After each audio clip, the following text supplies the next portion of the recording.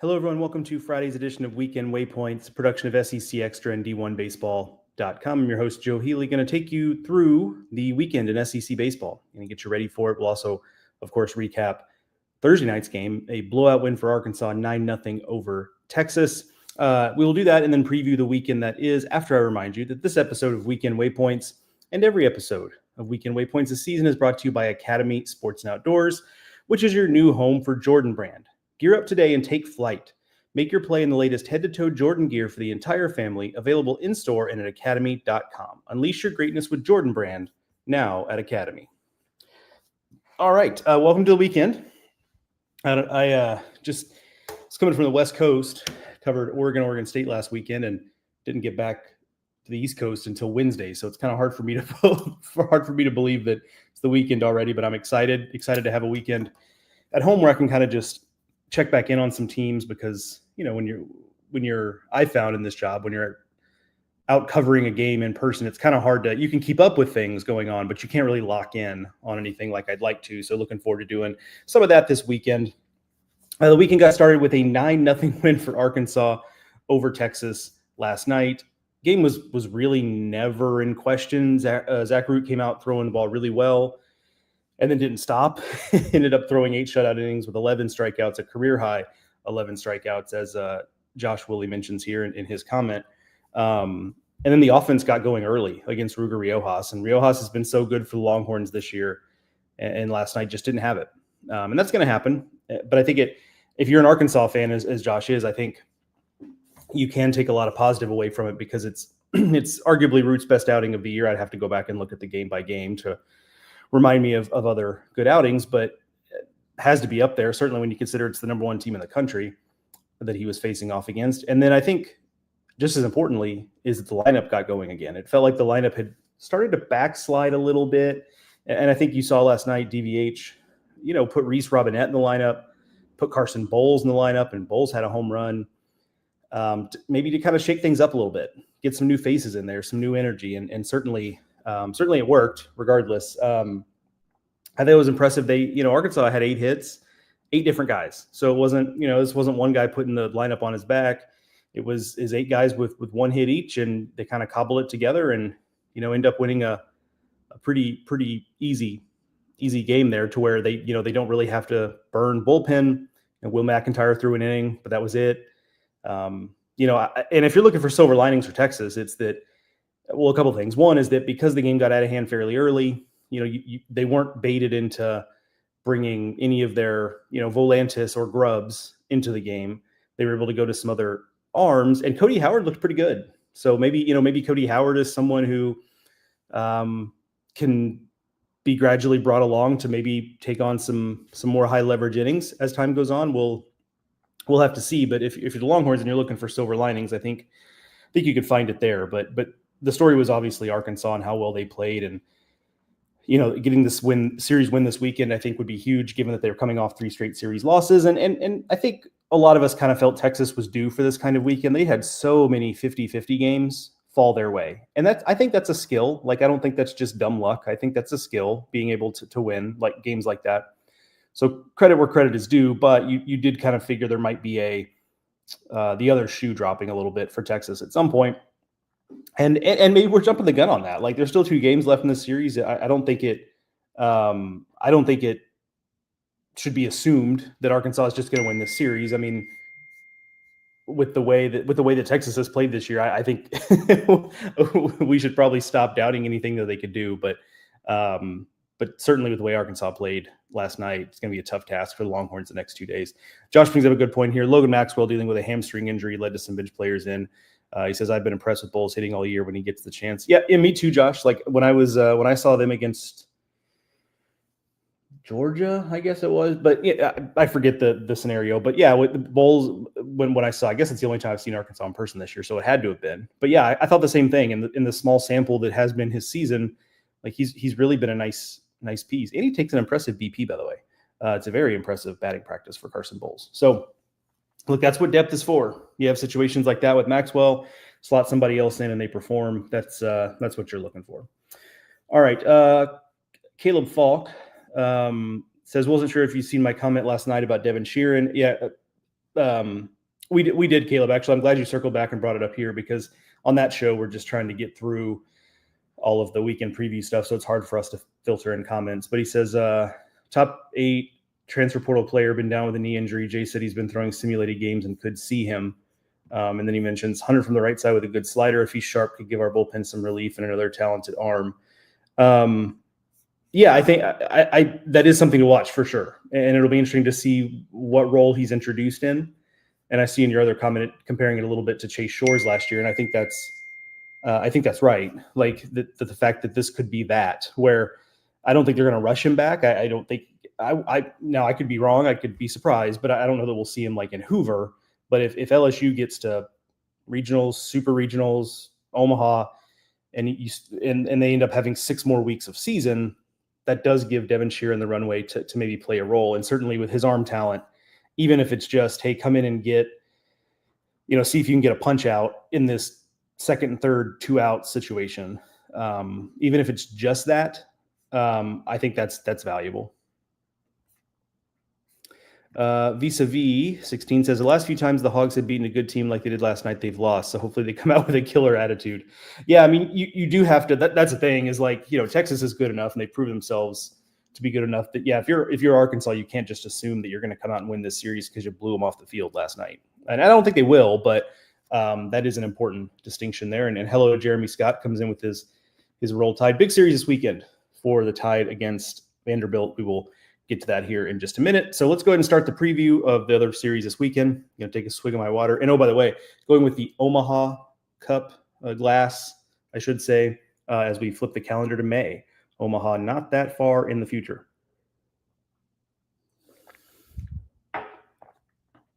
We will quickly interject a comment from Patrick Yankee. He says, as a Cats fan with a source, but take that for what it's worth, I would be highly shocked to see Mingione be the next coach at Mississippi State.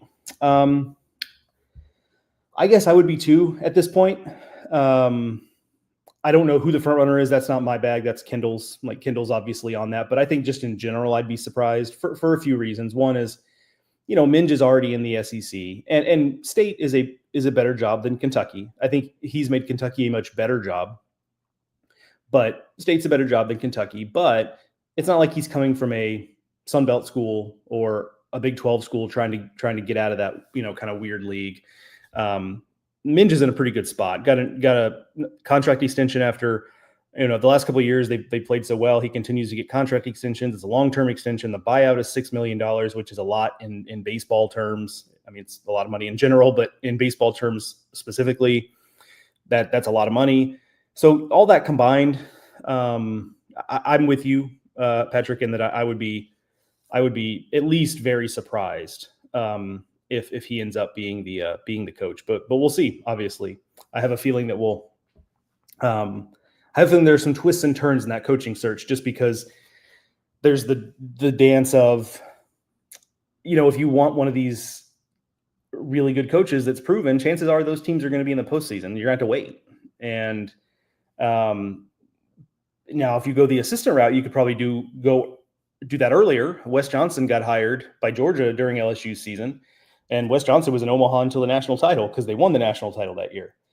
So if you're going to go the assistant route, you can do that earlier. But obviously, do you want someone who's never been a head coach before? Do you want their first job to be Mississippi State? Like, I'm not saying it can't be done. The right guy could obviously succeed in that role. So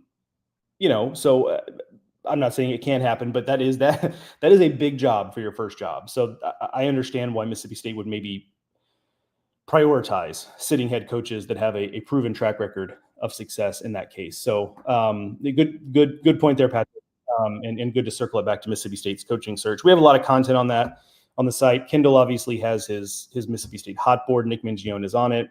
Brian O'Connor, Skylar Meade, Josh Elander if they go the assistant route. It's plenty of stuff there. 2 podcasts, the main D1 podcast, Mike Rooney and Kendall, I believe, were on that one, talked about it. Me and Mark talked about it during the midweek. Plenty of stuff there if you want to hear more about the Mississippi State coaching change. All right, a couple more comments came in here. Joshua Davis says, first he says, Bomb will be absolutely rocking tonight. 100% true. Have to assume that's the case. And then he says, thanks for the show, Joe, and thanks for your comment, Joshua. Appreciate that, man. Caleb says, I'm not a Texas hater. Most of their tougher series have been at home. Things can be difficult on the road in the SEC. Boy, that's an understatement, but it's a good point, Caleb. Like they have had their road series, Texas, have been on the lighter side, to the extent that there is such a thing as a lighter side of the SEC. But, one of them was Missouri, right? So, yeah, I said on radio a couple of times this week, I do shows in the Southeast, and one of the things I said a lot this week is that if Texas is going to get got, it felt like this weekend. An Arkansas team that's motivated, knows it needs to get going in the right direction, combined with a tough atmosphere in Fayetteville, just felt like the type of place where Texas could finally take some lumps. All right. Patrick Yankee says, wouldn't be surprised to see Will Coggin as the pick. He's talking about Mississippi State. Yeah, I mean, if they go the assistant route, he's certainly going to be in the mix. I mean, he's going to be a head coach in the SEC, I would guess, sooner rather than later. Just a matter of how many opportunities there are. Yeah, real quick, Ryan says, non-SEC, but since you were there, is Oregon State in trouble? They beat up on mid-majors, but have a losing record against P4 schools. I mean, it depends on how you define in trouble, Ryan. Are they in trouble for the extent that we kind of expect them to be an Omaha team, and now they're maybe coming off of that a little bit? Yes. Like I do have some more reservations about that now. But I don't think they're in trouble from the standpoint of they're a team that just can't make a postseason run. Whether they host or whether they're a high-end 2 seed, I do think they're going to be dangerous just because they have a lot of talent on the mound. It's a deep lineup. It's a pretty old team. So there are a lot of things you like, but certainly I came out of the weekend, and not just because they swept 4 games, but I came out of the weekend liking Oregon's team better. I just think Oregon is better. So yeah, as a national title contender, I think I'm probably selling Oregon State. But just as a good team that can make a deep postseason run, I would still either hold or buy on Oregon State. And you might be able to buy low if they stumble again down the stretch. But I just think they're really talented. Mai says that the $6 million buyout is probably the biggest reason. Yeah, I mean, that's just a lot of money in baseball. We're talking about the Nick Mingione buyout there. He says, wish the D1 preview had a chat because I had some words. I mean, you're more than welcome to put them in the chat. We just oftentimes don't have enough time there to pull them in and really get into them like I do here. Good morning, Carl. He says, hope the rain holds off in College Station tonight. Agreed. Looks like it could be a rainy weekend in a few places throughout the Southeast, more on the western edge of the Southeast. But I am also hoping the rain holds off. All right, now we can get to let's get to previewing some series. I'll quickly go through the other 7 series in the SEC, and just give you a couple things to think about as we head into those series. Auburn is at Tennessee. We were talking about in the D1 preview. Is Tennessee fixed, quote unquote? I'm doing air quotes if you're not looking at the screen. And my response was no, just because that implies that something is wrong. And I just think this is the SEC this year. Outside of Texas, which now might be having a tough weekend, like everyone has had tough weekends, multiple tough weekends. I think that's just the league this year, where there's a very clear top team, at least for right now, and then there's a gap, and there's like 6 or 7 teams that are all bunched up, and it really seems like home teams win those. Away teams typically lose those kind of series between those teams in that bunched up group. And that's just kind of how it is this year in the league. So I'm not overly worried. I think the defensive shift to get Curley off the left side of the infield, I think is probably helpful. But look, man, it's still a team that has Liam Doyle, one of the best pitcher in the country, Marcus Phillips, who isn't far behind, a healthy AJ Russell still working his way back. I'm interested to see what AJ Russell does this weekend. And the lineup is okay. You don't have a Blake Burke or a Christian Moore, but you still have a lot of really talented guys in that lineup, right? Especially with Keelan back consistently, Andrew Fisher. So I wasn't really worried about them, I guess, to the extent that I think they could be back, right? But this weekend's big for them. Auburn has not played well on the road. They're 4-8 this season. on the road. But Auburn has a lot to play for here. Like Auburn is shooting for a top 8 seed. RPI is 4 as we sit here today, which is which is one of those quirks of the RPI because they're 1 game over 500 in conference and have an RPI 4. Tennessee is 13-8, 2 games better, and is 10 in RPI. Now, Auburn played a tougher non-conference schedule. That's part of that. Or has played more road games at least. So that's part of that, more road non-conference games or neutral non-conference games. But just kind of a wonky thing. But the point is, Auburn's probably thinking, hey, if we win this series, it's not a lock, but we're feeling pretty good about being a top 8. And on the flip side, Tennessee needs to improve its RPI, and winning this series, I think, would go a long way towards that, obviously. Sam Dutton versus Liam Doyle should be a really fun pitching matchup in game 1 of that series. So I have that one highlighted. I talked about Bama at Vanderbilt. To me, the big matchup there is Alabama's pitching against Vanderbilt's lineup. A little bit of a something's got to give there just because Alabama's been so inconsistent on the mound. Zane Adams was great last week, but was that just because it was Missouri? I think we'll find out. Riley Quick has been really good for the most part, but even he has hit some speed bumps. And so there's that. And the bullpen, just doesn't feel very deep for Alabama. And oh, by the way, Alabama's offense is not hitting like it was early in the season. So I think Alabama's done a really nice job to fight through that and still have a 12-9 conference record. They took care of business last weekend against Missouri. They deserve some credit for that. But you face that off against, you juxtapose that with the Vanderbilt lineup where, they're in a situation where, okay, it's been a lineup good enough to get the job done against, within the context of their pitching being good enough to where the lineup doesn't have to do too much heavy lifting. And RJ Austin's hitting 179 in conference play. So within that context, the Vanderbilt lineup has actually been pretty solid, I would say. If you told me that RJ Austin was going to have 179 conference average through 21 SEC games, I would think that Vanderbilt's in real trouble. But they've done a really nice job. So that's the matchup for me. Who gets more out of that? The Bama pitching staff, the Vanderbilt lineup. I think whoever wins that battle is probably going to be the winner of this series here. The winner of the series will be tracking pretty well for a national seed, for a top 8. Or at bare minimum a host. And the team that loses it is probably going to feel like they have some work to do. Vanderbilt's RPI, a little bit similar to the series we just talked about with Auburn and Tennessee. Vanderbilt's RPI is 3. Alabama's is 13. They have the same conference record. So obviously Vanderbilt has a little more cushion there, but you do feel like you need to get to 17, 18 conference wins to feel good about that, to match the RPI. This series is big in that regard.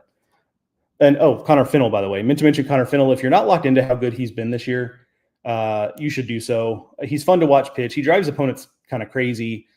He quick pitches. He's got weird tempo. Like his body language is demonstrative, but there's just no one else like him in the SEC. I mean, he's up there flinging 89 mile an hour fastballs, but the fastball plays up.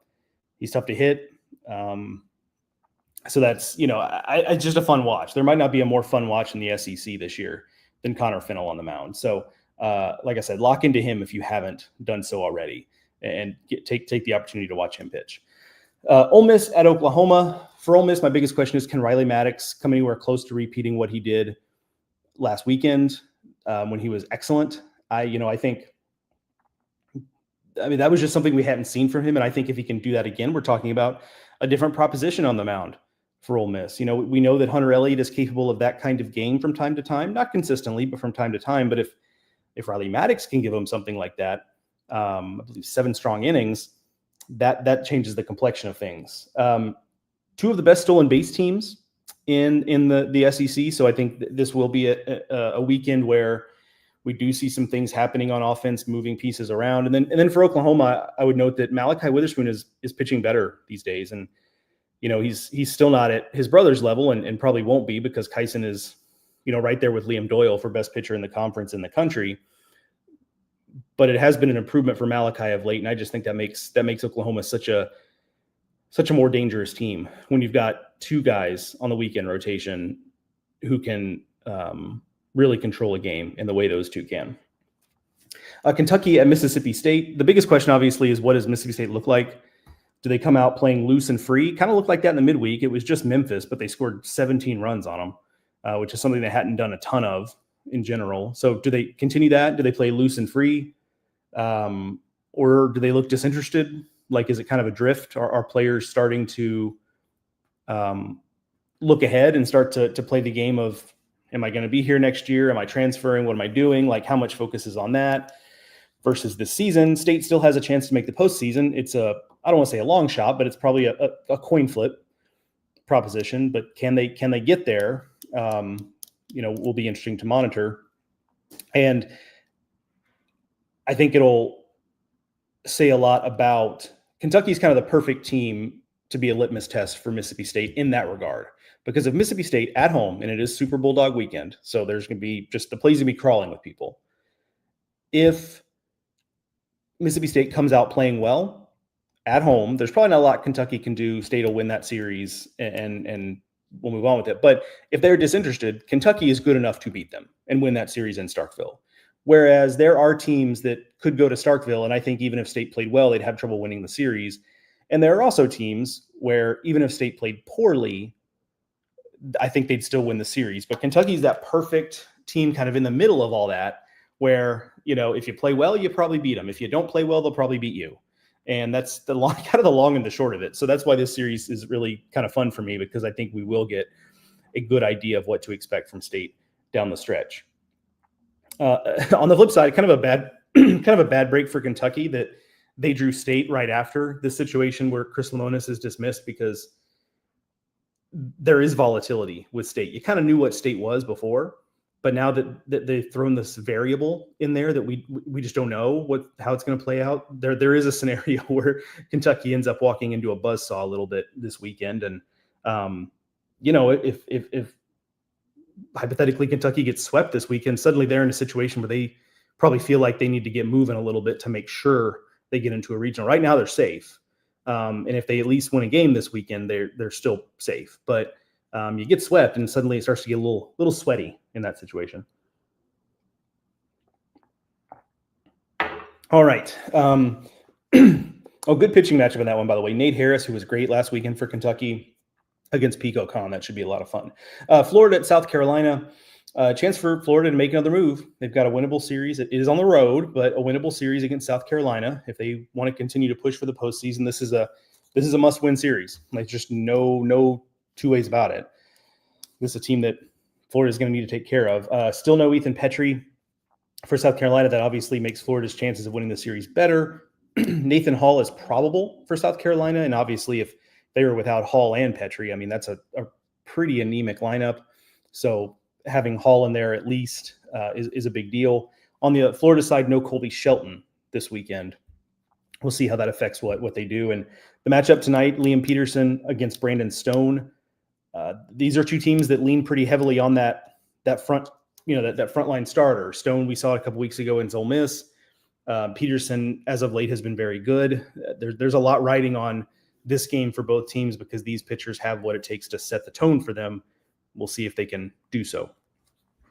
LSU at A&M, don't look now. I mentioned if Kentucky gets swept, like all of a sudden they're in a situation where they probably feel like they need to make a move. Well, A&M is there because they got swept last week by Texas, which, you thought decent chance they lose that series because it's in Austin, but getting swept was kind of a whoopsie, if you will, because now A&M's sitting at 8-13 in the conference. And I think when they got really hot, I just kind of assumed, okay, yeah, they're just going to kind of waltz into regionals here. And that was probably naive on my part. I just thought I didn't think they'd rip off a bunch of wins in a row and challenge to host or anything, but I thought they could finish with 14, 15 regular season wins and get in pretty comfortably. And they still might, but it got a lot harder because they got swept last week.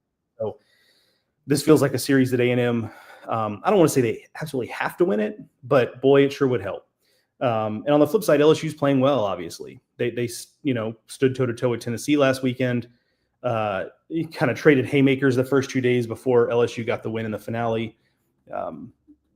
LSU kind of feels like it's figuring itself out a little more on the mound.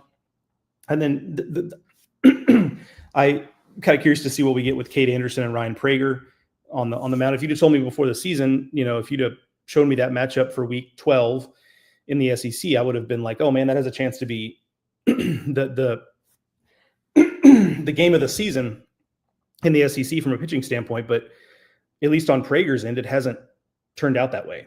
It just hasn't been the season for Ryan Prager that we thought it would be. Cade Anderson has lived up to that. If anything, Cade Anderson has kind of exceeded what were already pretty high expectations. But for Prager, it just hasn't been the season that we thought it would be. So, but this would be a big moment for Prager to kind of revert back to that kind of form. And I obviously wouldn't put it past him. And then Georgia and Missouri, the last series we'll talk about. No Rylan Zaborowski for Georgia. So obviously that is a big blow for the Bulldogs. I still expect Georgia to take care of business here, but it is in Columbia. That place can play big. Georgia doesn't typically play very well on the road. They don't have their best hitter. Like, there are a handful of things where you can squint a little bit and think this might be where Missouri gets a win. And I think that's to the extent there are eyes on this, unless you're a Georgia fan, or I guess a Mizzou fan, the only reason people are watching this series is because, like, the 0-30 watch for Missouri is very real. I get asked about that all the time on radio, on podcasts, by people in press boxes. They all want to know if Missouri's going 0-30. And at this point, I've told people that I'd put it at better than 50% that they do go 0-30. Now, there's some other variables there, right? They still have Mississippi State ahead. And what if Mississippi State just doesn't play well the rest of the way? Maybe that's a place they get a win. Maybe they get a win here against Georgia, a Georgia team that's down its best hitter and typically doesn't travel that well. There were some new wrinkles in the Mizzou story this week, though, in case you missed it. Laird Veach, their athletic director, who hired Carrick Jackson at Memphis, but did not hire Carrick Jackson here at Missouri. But he came out, he had a media availability earlier this week and admitted what we all know, which is that, they have not supported the baseball program the way they need to. I think that's positive for Mizzou. I think it's positive for the conference. Like, it's not good for the conference that we've got a team that's tracking to go 0-30. That's just not healthy.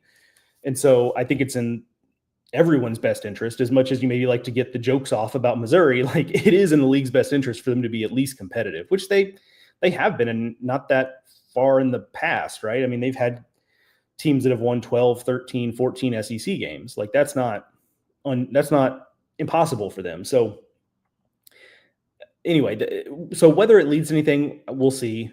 He seemed to kind of, albeit in a little bit of a lukewarm way, seemed to kind of voice some support for Carrick Jackson, that, hey, if more or less, it seemed like he was admitting, like, we can't just put this season on him, just given that there were some administrative failures to support the program. We'll see if it leads to something, but I do think the fact that he was forced to comment on it is a positive, because now there is kind of an ability to hold his feet to the fire a little bit and say, okay, you admitted there's an issue here. Now, what are we going to do about it? Because if we continue to move on and just continue down the path they've been on, well, that's not changing anything. So what good is that? So I'm hopeful that maybe this does change some things. I'm not under any sort of delusion that Mizzou is going to suddenly decide to break ground on a new ballpark, and which is what they really need, honestly. It's not the only thing, but that is a big thing. I'm not saying that's going to happen, but I do think it is positive that these conversations are at least being had out in the open, and we'll just have to wait and see if anything changes. But this is a series where obviously Georgia's coming in looking to get a sweep, looking to continue towards a top 8 seed, and we'll see how it plays out. All right, a few comments to wrap up here.